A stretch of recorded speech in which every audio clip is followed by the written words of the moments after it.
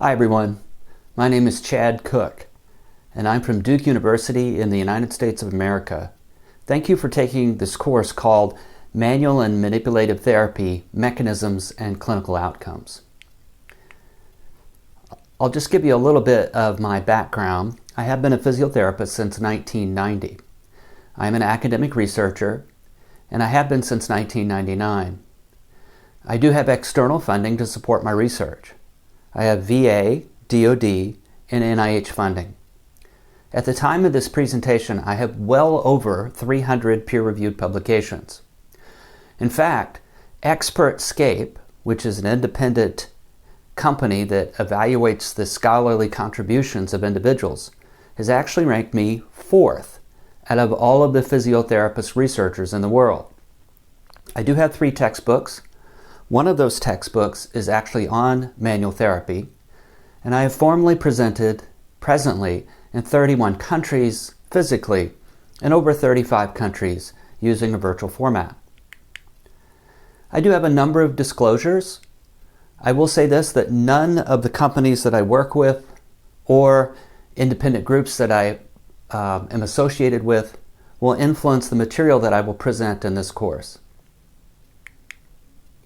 This course has 12 chapters. It is my impression that it's the single most comprehensive course on manual therapy that one can take. We will focus on a number of mechanisms, including history, some myths associated with manual therapy, the mechanisms of what happens with manual therapy, but also clinical information associated with manual therapy too. Over these 12 chapters, I feel that we will cover all of the material that you will need to know on whether you decide to adopt this into clinical practice. Let's go ahead and get started with Chapter 1.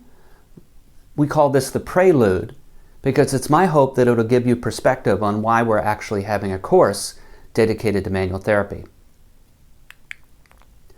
Over the last decade or so, there's been a pretty significant shift away from supporting manual therapy in clinical practice. This has caused a number of individuals, including myself, to write papers asking why has there been such a movement away from the use of hands-on interventions. We'll certainly talk about some of those reasons in subsequent chapters, but I think it's important to recognize that it's not just me that's reporting this information. There's actually a number of individuals that have reported a similar problem. This prompted me to write a paper called The Demonization of Manual Therapy, where I outlined 8 very commonly discussed elements where people had concerns about the use of manual therapy, some of the philosophies that have supported it in the past, and certainly whether or not this should be adopted into clinical practice. If you read English or if you read German, I would certainly recommend that you take a look at this paper because I think it does a nice job of outlining some of the challenges of using orthopedic manual physical therapy in practice today. If you get most of your information from social media, then you're probably going to run into a lot of individuals who say many negative things about manual therapy.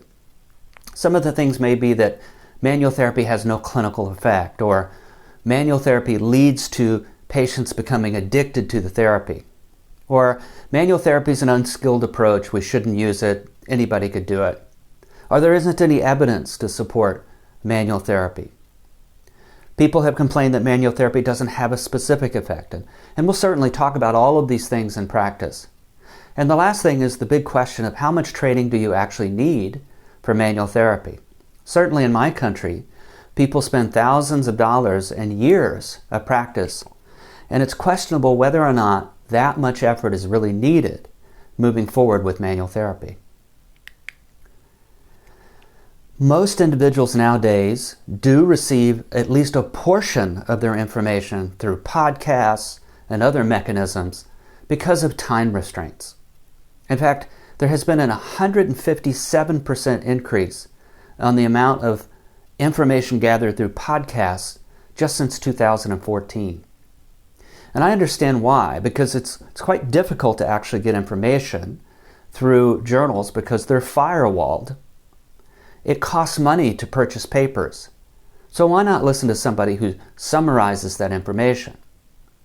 I think it's important to recognize, though, that podcasts are not peer-reviewed. Podcasts nor social media, neither are peer-reviewed. But both, even though individuals may support them with references, it doesn't always give you the full story. The other challenge is that there are a lot of manual therapists out there that say information that isn't correct. Things like manual therapy cures autism, or different philosophies suggesting that you have to follow their approach, otherwise it won't work. Or you have to take multiple courses in order to master the content. There's also silly thoughts like manual therapy cures cancer, or it cures endometriosis, or babies need to be manipulated to get them to a place where they need to be as they grow up. Or people suggesting that everyone benefits from manual therapy, which we also know isn't true. There's a lot of misinformation and disinformation affiliated with manual therapy. I'll be the first to admit that. Misinformation refers to false, out-of-context information that is presented as fact, regardless if it was intended to deceive or not. In other words, misinformation often is information that somebody thinks is accurate, but in reality it's not. Disinformation is a type of misinformation that is intentionally false, and it's meant to deceive the individual. Now, we see a lot of that on social media where people know what they're saying is not correct, but they do it because they know they'll get clicks, or they'll know that people will follow them, or they're speaking in an echo chamber with everybody else. This can be maddening to the lay clinician who just wants to do a good job and provide the best care possible for their patients. I fully understand. I know a lot of very talented manual therapists and manual therapy researchers that are currently conflicted, and they're not sure which direction to go moving forward with their use of manual therapy. I understand. This course is really about trying to sift through the information and being more factual on how we look at manual therapy. I think it's extremely difficult to actually stay in touch with all of the information that's out there.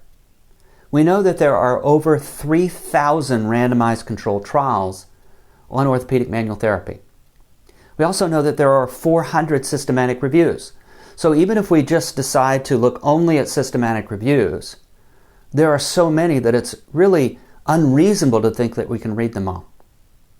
In truth, in PubMed alone, there are 17,000 clinical studies that have looked at manual therapy. That's a lot of information. And it's highly unlikely that the lay clinician can stay up with all of this information. Me as well. So a lot of the information that I will discuss in this course will be summarized. We'll summarize it from systematic reviews and clinical practice guidelines.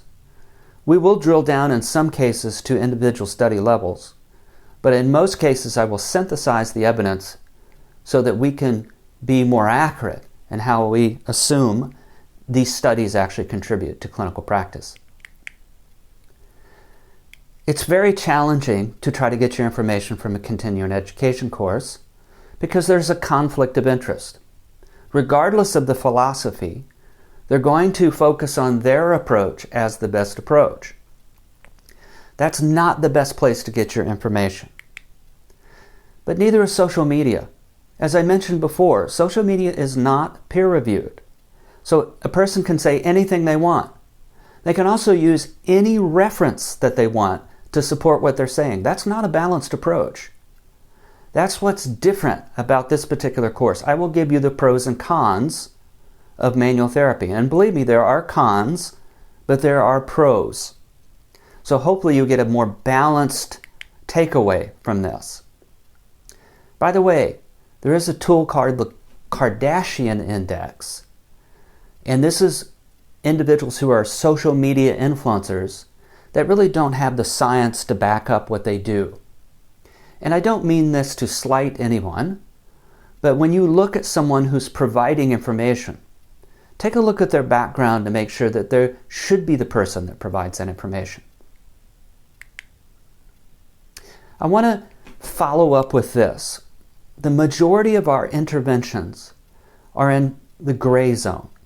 And what the gray zone is that most of the net benefit of the intervention is not either clearly ineffective or it's not clearly effective. It's somewhere in between. And it's going to depend on the patient.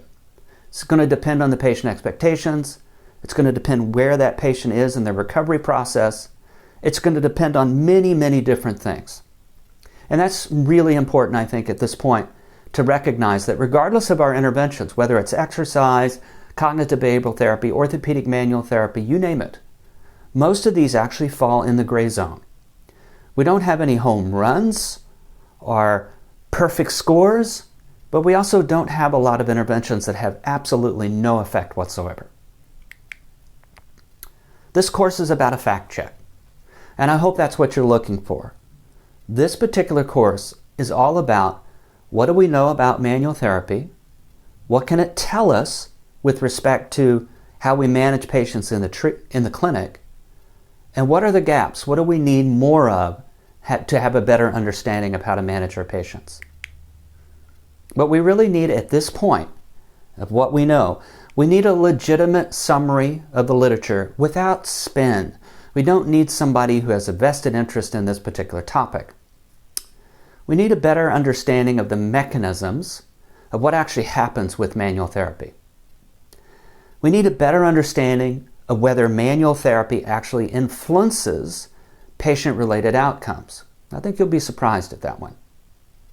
We also need a better understanding of how much training is needed in manual therapy because it's expensive and it can lead to somebody spending years of their life dedicated to something that may or may not be needed.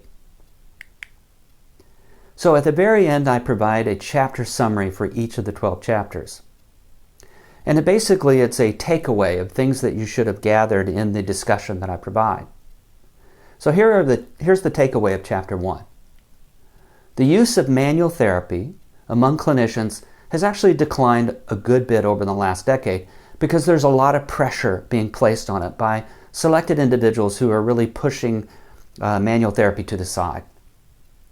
Some of that is the demonization of manual therapy that's occurred through social media. In fact, I would argue that social media is the platform where you see the majority of demonization of manual therapy. Some of the decline is related to misinformation. And that may be because there's so much information that it's difficult for the average clinician to stay on top of all of this. And lastly, fact-checking is something that we really need. It's necessary. We need someone who doesn't have a vested interest, that has a background in research, that can tell us where we are with manual therapy. And that's certainly my hope and what I hope to do. So if I was walking away right now and waiting for the next 11 chapters, I would think, what's the best way to receive information? How do I trust that information? And is there an effect associated with manual therapy? Or have we been sold a bill of goods that aren't useful? Thank you.